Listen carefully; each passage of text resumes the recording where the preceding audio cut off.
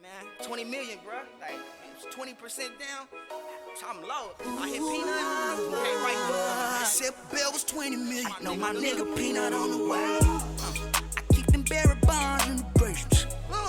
Couple extra bitches for replacement. Yeah, I whip that cocaine on the table. $1 million and a 4, 5 in the safe. So Peanut, man, let's talk about life after. That's what the people really want to hear about, what you're doing now and what you have planned for the future. Wow, that's such a broad question when you put the future on the end of that. And then my plans, because I live unlimited. Okay. Yeah, so it's gonna be kind of crazy to answer, but I can just tell you what I got going on now. Because Okay. we need, as far as we can go, as we see, you're tired of me talking. You know what I mean? But right now I'm presently working on BMB Records, Okay. LLC out of Detroit, which we've been spearheading that with the youngest artist, Brooklyn Queen. Then next to her is Q9. Yeah. You know what I'm saying? And then now we finna tap into Stewie. You know what I'm saying? He's a Radio 1 host here on the Okay. radio station, was one of the top radio stations, but he's also a phenomenal artist and even a better entertainer. You know, so we're gonna be tapping into that. But outside of that, I completed a documentary, which is Okay. Living for the Sacrifice. I've also done a book, which is Living for the Sacrifice. I'm also pushing my wife book, which is Beyond Love, and I got my second wife, who be finished with her book very soon too. So we Hold on. He said wife and second wife. Yeah. Can you explain that to because a lot of people might get confused. Yeah, no, I have multiple wives, truthfully. You know what I mean? My man. Yeah, you know, like in essence, I guess I can say I have multiple mistresses. When you've been through some of the stuff that I've been through, you know what I'm saying? I just knew that my life couldn't be for me because I'm not that sweet. Like my life just keep getting spared. You know what I'm saying? From the element of surprise to life in prison. You know what I'm saying? So with that being said, like I just knew I had to be here for a purpose outside myself. Okay. You know what I'm saying? And so what that equated to, you know, me focusing on what I think or what I felt I was doing so right for him to keep sparing me. The only thing I could have thought of was how I sacrificed myself for the people. You know what I'm saying? And so the situations put before me, I'm always trying to provide some form of stability to that. So when I became conscious of that and aware of that, that's when I married my purpose. You know what I'm saying? So my first wife asked to marry me. I told her I felt like I was supposed to be married. You know what I'm saying? How I've been living my life and how I've been getting so much grace and salvation. I feel like for me to just be married with the way today's society marriage is, I would be compromising that very, you know what I'm saying, grace and salvation that was given to me. Okay. You know what I'm saying? So for me to stay, you know what I'm saying, in harmony with that to where he can keep sparing me and keep me here, you know what I'm saying, with you guys. Like I just married my purpose. So any sort of situation put before me, I just provide whatever I can to give it life as I know it, you know what I'm saying, from a more righteous, godly perspective, Buddha perspective, Allah perspective, or whatever it is, just more of a righteous perspective, you know. And so from that, you know, and I told her, like, if you can aid and assist me in providing these services to the people that he sent to me, I'll marry you, you know what I'm saying, and you can have the title of my wife, but just know you'll be a mistress to my purpose, because my wife is my actual purpose. That's for right. me to even be available for you to even be falling in love with, to want to marry me. That's right. You know what I'm saying? Because had I not been doing what I'm doing, I wouldn't be here for you to be Makes having sense. that, having that option. So just know that that's what it's going to be. You know what I'm saying? And from that, I just ran into several more women that's been in my life, that's been providing a sense of soulful needs, you know what I'm saying, to my structure or my movement or my life, just in general, you know what I'm saying, to make me more outside of them. Because, you know, normally when you meet people, you know what I'm saying, it starts off like, okay, a compliment exchanges as pleasantries, you know what I'm saying, and then they hone in and back to self. You know what I'm saying, and then that kind of like kills the relationship anyway. But I got some people that's in my life now who I call wives, who concentrate on just my very needs and provide those very substances to my life to add to who I am. You know what I'm saying, and what I'm about. So those are the people that have earned that title. You know what I'm saying, of wife, the ones that compliment me while I do me. And how do you keep that balance, man? Because I know, having spent the last day with you, just making some patterns and seeing how you give back, and you compliment everybody that it's in your life. How are you able to do that and still remain you? It's not a system for it, it's just spiritual. You know what I'm saying? So you kind of like just cater or provide or sacrifice what energy is given to you, wherever it's coming from. And it can be at the same time, it can be simultaneously, it can be in sections, you know what I'm saying? Just whenever it comes, you just deal with it right then. Okay. You know what I'm saying? Solidify, bring some form of stability or tranquility to the situation, and then you move on. You know what I'm saying? I really don't have a system on just that itself. You know what I'm saying? If the first wife calls and there's something, I'm going to immediately address it, deal with it. You know what I'm saying? And somebody else call, I'm going to deal with it, address it. You know what I mean? And balance that way. I don't, that's how I've been doing outside of me balancing all my companies as well. You know what I mean? Now, both of us coming from a background like, being raised by grandparents to some degree. I've had my mom, you have your, and to some varying degree in your life. How do you keep that in perspective with your kids and how you are a father figure to them? What are some of the things you try to instill in them? Wow, just the righteous principles and governance of family, protecting and providing and being there for one another, not living for self and concentrating on where the real respect shall lie. You know what I'm saying? Because I have a tendency, or my kids have a tendency of honing in and trying to bond with their friends more so than with their family inside the house. You know what I'm saying? They want to do more chores with their friends versus their siblings. You know what I'm saying? So it's just about me just in instilling those righteous principles in them, of sacrifice, of making sure that, you know what I'm saying, anybody that's around you, any soul situation that you're around, you provide some fruit of essence, some fruit of life, some fruit of help to what's ever there. You know what I'm saying? Whatever you can aid to make the situation better, that's what you to do. You know what I'm saying? Don't be involved in the bullying. If you see somebody's being, taunted or played with, that's something that you don't laugh at. Okay. You know what I'm saying? That's something that you automatically let your people know that that's something that you're not going to be a part of. Okay. So if they have any respect for you and they value being with you during that moment, they'll tighten up. Okay. You know what I'm saying? So, but mainly just, talking to them a lot. You know what I'm saying? Whenever Spending family time? Yeah. Definitely, and whenever the opportunity presents itself, and sometimes it's cause and effect too, because there's so much going on, you don't have those moments that's automatically happening to where you can teach.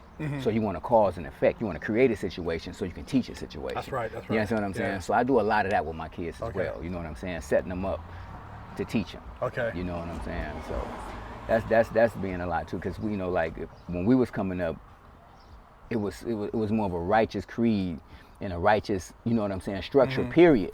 So we can just really live and be cool. That's right. Now that's it's not like that no more. Yeah. You understand what I'm saying? There's no rules, there's no laws. Get it how you feel. Exactly. You understand what I'm saying? You understand what I'm yeah. saying? Get it how you live. You got the guys liking the guys, girls liking the girls. You know what I'm saying? It's just so confusing now, and they promoting it. You know what I mean? So like you gotta cause and affect the situation. You gotta create situations to be able to teach. And man, that's so deep, man. Because, like you said, we didn't have all that where you put your phone on, you could see this stuff going on. Yeah. So, it's a totally different environment for kids growing up, and it's so important, man, that to have a father figure in the household outside of just a mother. But moving forward with BMB, man, I know you guys got the artists, and what direction or what's the future for BMB, and what can people expect in with your future projects and what you got going on?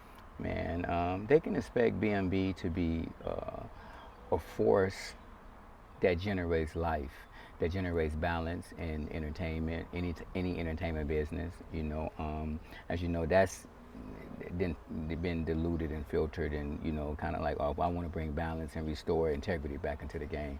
You know what I'm saying? I want to also kind of like create a movement that's going to complement the people who actually creates the life force, you know what I'm saying, which is the DJs. Okay. You know what I'm saying? But it's been, you know, I will say it's been complicated me doing it because nobody really see my vision because everybody's trying to eat right now. That's right. You know what I'm saying? So they're not playing for the longevity of it or the commerce of the energy and then letting just the energy that we bring to whatever we're creating eat off of that. You know, so, you know, it's hard to get somebody to say, okay, don't eat right now. Think 5 years down the line. You see what I'm saying? Yeah. So it's hard to do that, you know what I'm saying? And I don't want to dilute the process, so I'm not going to pay them. You understand what I'm saying? Because that'll dilute the process. You feel what I'm saying? And then it just won't be the right organic, natural energy of a movement like it needs to be created.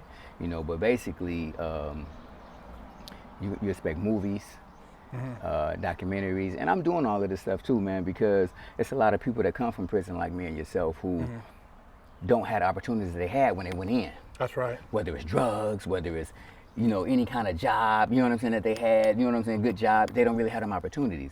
But because of their travels and their journeys, they got so much information in them to whereas that information can become a livelihood for them. If they can put it on paper, if they can put it on paper in a book form, or they can put it in a documentary. That's right. You know what I'm saying? Right now, that's what's moving. That's what's streaming, the streaming. That's right. You feel what I'm saying? So all they got to do is take what's in them, you understand what I'm saying?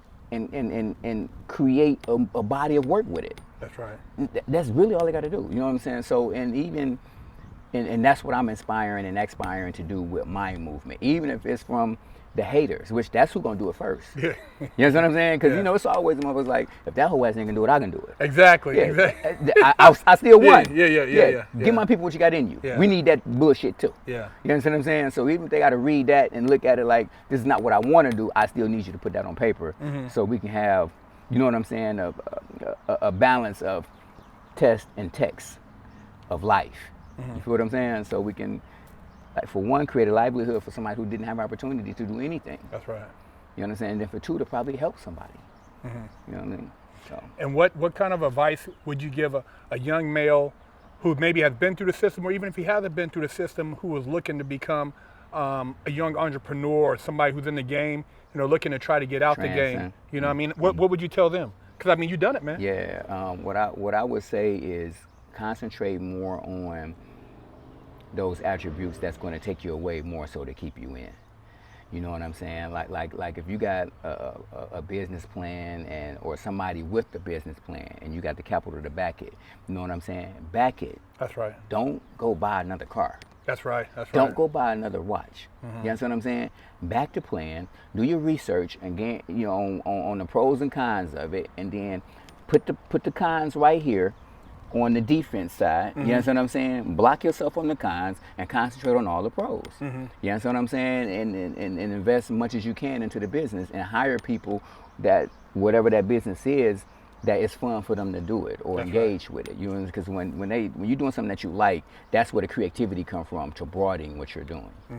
So, you know, I'm just saying the best thing I can to tell them is to just do it. Concentrate on the things that's going to take them away from the threat. Now, you know, in closing words, man, do you have any, people always ask me, do you have any regrets? Or if you could have done something different, is there anything you would have done different up until this point in your life that you've, you know, maybe look back on? Yeah. Yep, I could have done a lot of things different. But that's that part where that balance come from. Because I feel like some people don't deserve to be here. Yeah. But they still here. That's right. Yes, you understand what I'm saying? Yeah. So, you know, like, nah, but I'm good though. Just sometimes they come haunt me. Yeah. You understand what I'm saying? Because they live in such violation, you know what I'm saying? And not just of my movement or my life direct threats to me, but just to life in general, you know what I'm saying? And the world has changed so much, you know what I'm saying? It forced me to, you know, just be a better man. But in essence, no, I wouldn't have done nothing different, man. I'm happy with every blessing that God has given me, or my situation or my life has given me, because what people fail to understand is that the pain, the trials, the tribulation, adversity, and error, that's where you grow from. That's the life. You know what I'm saying? You think life is, you know, flaunting, flogging, flexing. No, that's just setting you up for death, nigga. That's just setting you up for the pain. That's right. Setting you up for the trials. Setting you up for the tribulations. You know what I'm saying? The tribulations. So, you know, like I would rather, you know what I'm saying, embrace that part of it to keep me focused and to keep me at attention all the time than being in a situation to where everything is just hunky-dory. Yeah. You understand what I'm saying? Because behind that, people lose life. That's right. People lose position. People lose everything. You know what I'm saying? So I'd rather stay in this situation over here where the pressure is always on me. You understand what I'm saying? To where I can be attentive, constantly grow.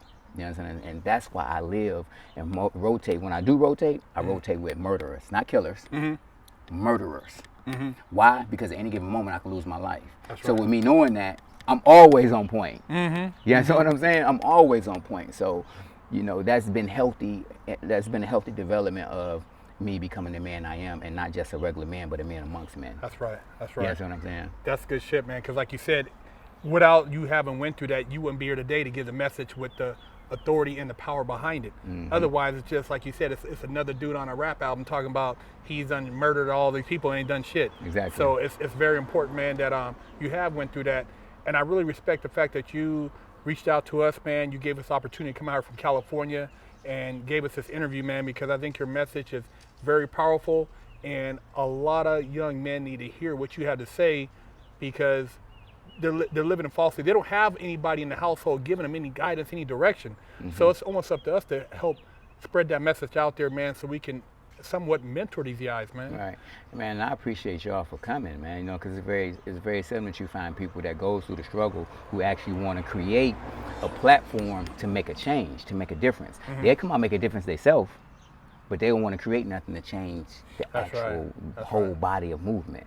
And that's what y'all doing, man. And my hat's off to y'all. And whatever y'all need me for, I'm here. I appreciate it, man. You're an inspiration, man. Peanut, I really thank you for everything you've done for us, man. Hey, Peanut, fresh out, Life After Penitentiary. Check out his documentary. Check out his book.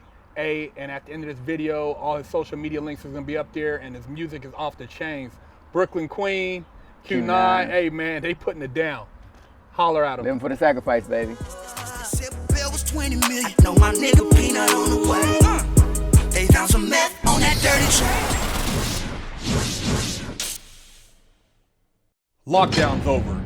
Get your yard time in. Exclusively at FreshOutSeries.com.